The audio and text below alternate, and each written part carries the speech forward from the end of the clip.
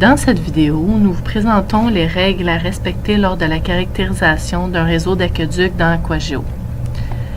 La première règle à respecter est de ne pas superposer d'éléments, que ce soit une conduite, un nœud, une vanne, un élément de contrôle ou bien les nœuds appareils tels que les bornes d'incendie, purgeurs d'eau, purgeurs d'air, compteurs, réservoirs ou pompes.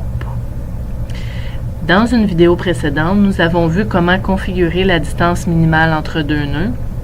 Ceci empêche de créer deux nœuds superposés ou très rapprochés.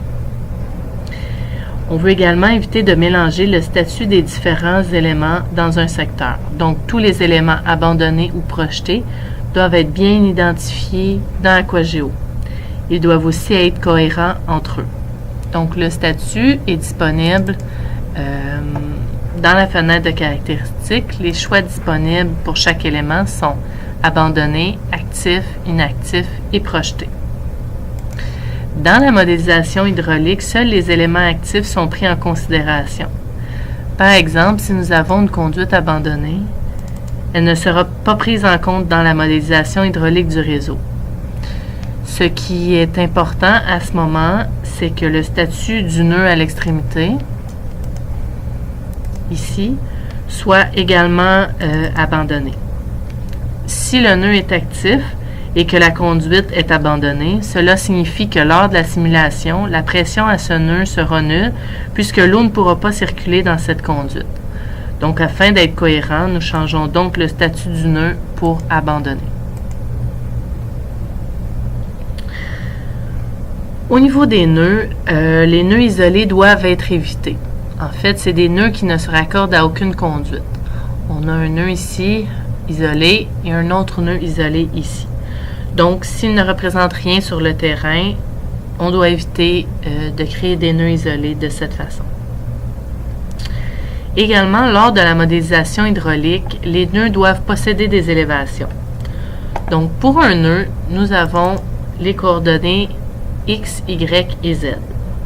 Le Z est l'élévation au nœud. Il est important de mettre l'élévation du terrain afin de faire des simulations qui représentent le plus possible la réalité. Si l'élévation des nœuds ne représente pas la réalité, au moment d'effectuer une simulation, la pression au nœud sera faussement élevée ou trop basse. Il y a deux façons de vérifier si nous avons des nœuds avec une élévation erronée ou de zéro. Dans le menu chiffrier, réseau et nœuds, nous avons la colonne coordonnées Z. Si nous cliquons sur la colonne et bouton de droite avec le bouton trier, on peut trier l'élévation par ordre croissant. Donc, au tout début du chiffrier, on obtient nos élévations les plus faibles. Donc, on a ici une élévation à 0. Nous allons retenir le numéro, c'est le numéro 4. Le nœud numéro 4. On peut également valider les écarts d'élévation entre les nœuds. Donc, par exemple, ici, nous avons une élévation de 3, tandis que tous les autres nœuds ont une élévation entre 40 et 45 mètres. Donc, on devrait faire une deuxième vérification de cette élévation puisqu'elle est possiblement à corriger. Une autre façon de voir les élévations erronées est de changer l'angle de visionnement avec le bouton des jumelles de la barre d'outils d'affichage. Présentement, nous sommes dans le plan XY, donc c'est une vue de haut. Mais si on change pour un plan YZ, par exemple, on peut voir que, en appliquant ici, que la majorité des nœuds sont ici à une élévation de 40-45, mais qu'on a deux nœuds ici qui sont beaucoup plus bas. On peut les voir facilement puisque l'amplification a été mise à 10. Si on applique un facteur d'amplification de 1, ce qui est la normale, on voit quand même qu'il y a deux nœuds qui sont beaucoup plus bas, mais c'est moins évident. Donc, si on veut bien voir, on peut amplifier de 10.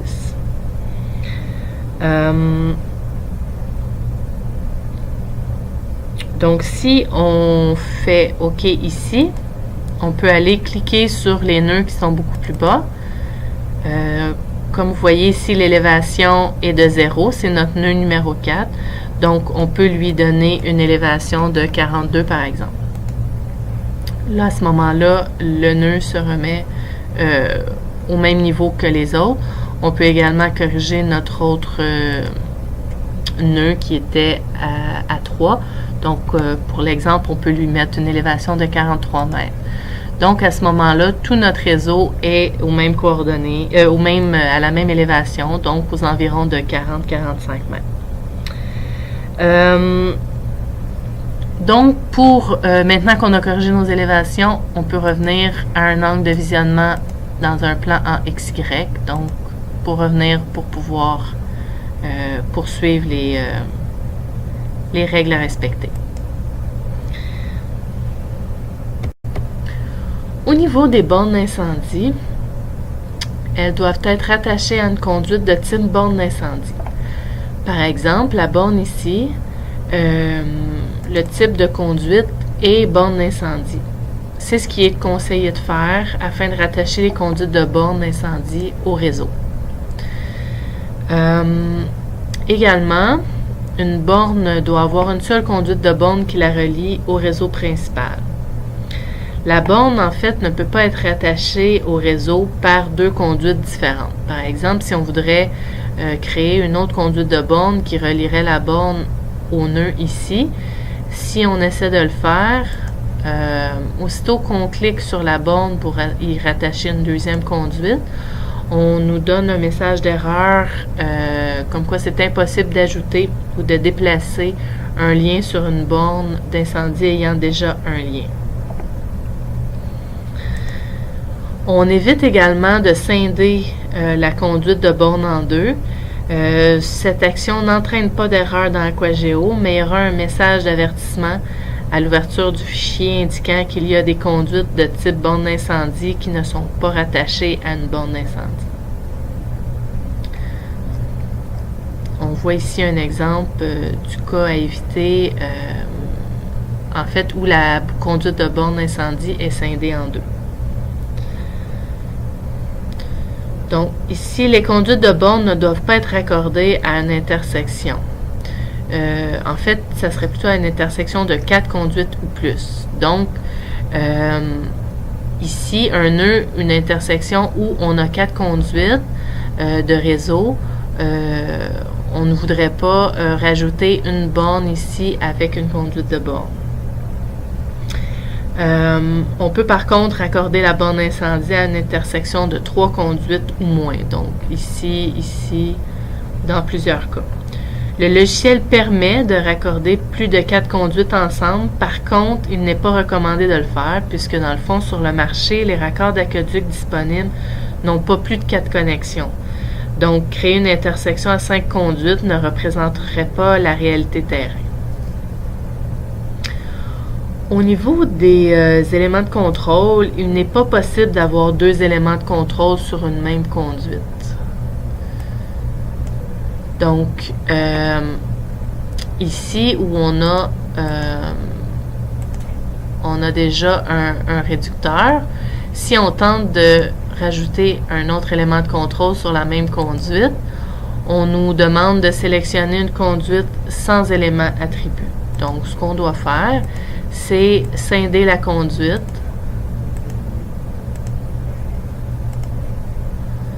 pour pouvoir ensuite rajouter un autre élément de contrôle.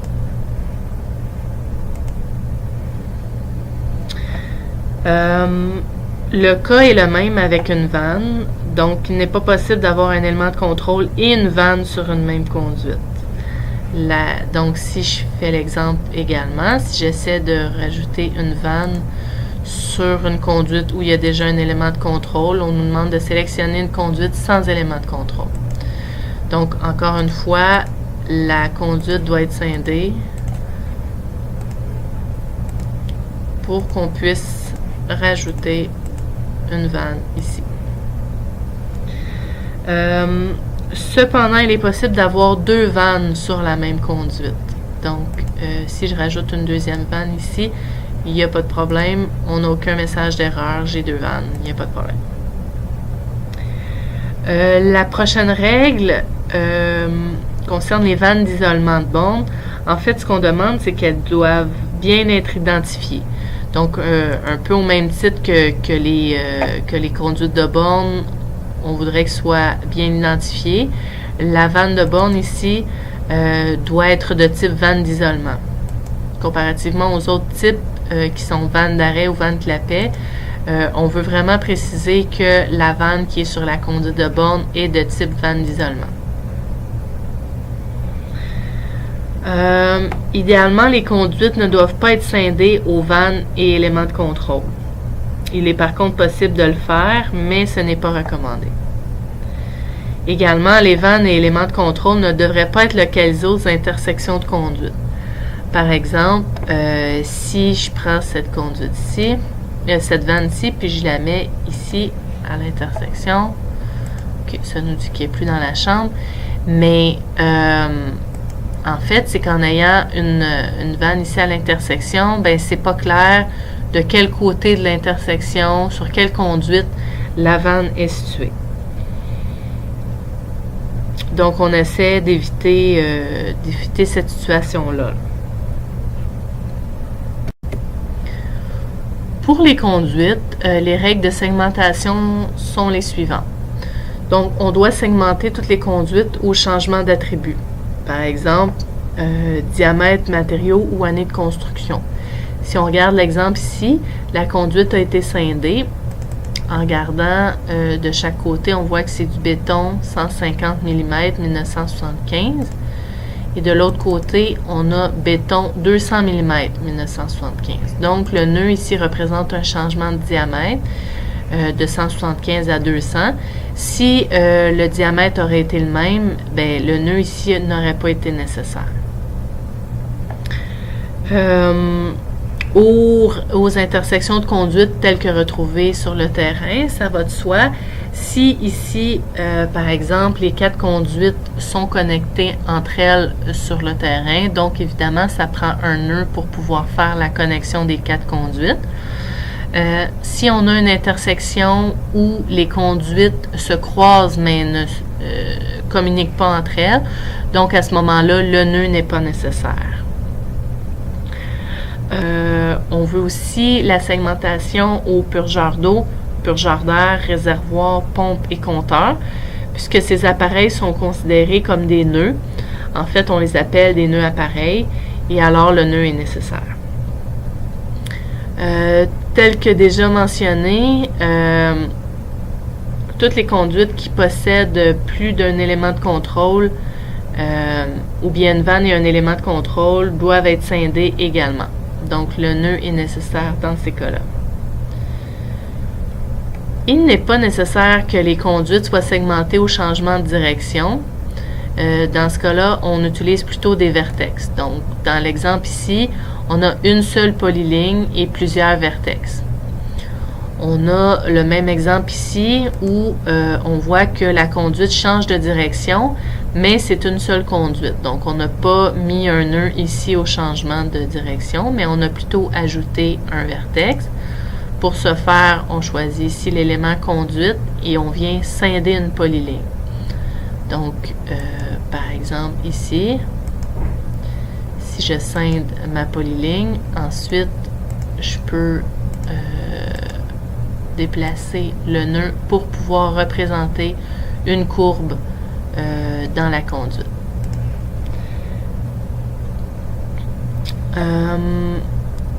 Également, les attributs de conduite comme le diamètre et le CHW imposé doivent obligatoirement être saisis dans Aquageo puisque ce sont des données obligatoires. Donc, ici, si je viens voir les attributs de conduite, nous avons le diamètre ici à 150 mm et le CHW imposé, donc le coefficient Zen-Williams. Si on essaie de retirer le CHW et on tente de faire OK, il nous dit que c'est une valeur invalide, ce champ ne peut pas être vide. Donc, je ne peux pas enlever la valeur ou même mettre une valeur à 0. Donc, le logiciel m'empêche de le faire. Même chose pour le diamètre. Si j'essaie de rentrer le diamètre à 0, on me demande de taper un nombre compris entre 1 et 26 000. Donc, ce sont des valeurs obligatoires. Elles doivent être saisies.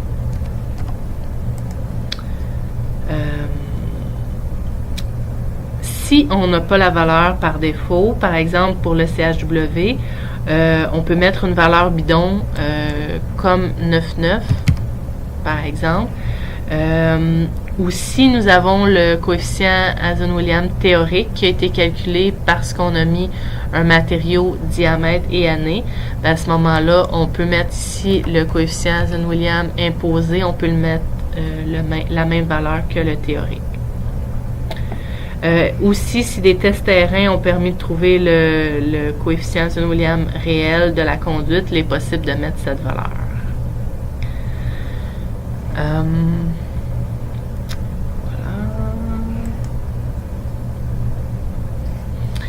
Idéalement, les attributs de conduite comme le matériau et l'année de construction devraient être saisis aussi dans Aquageo afin d'éviter d'avoir des valeurs nulles. Cependant, il n'y a pas de message d'erreur si le champ matériau est laissé à ND ou si le champ année est à 0. Donc, ce n'est pas obligatoire, mais on recommande de saisir ces informations si elles sont disponibles. Les réseaux de conduite isolés du réseau principal doivent être évités. Donc, par exemple, avec les nœuds isolés ici, si on ajoute une conduite,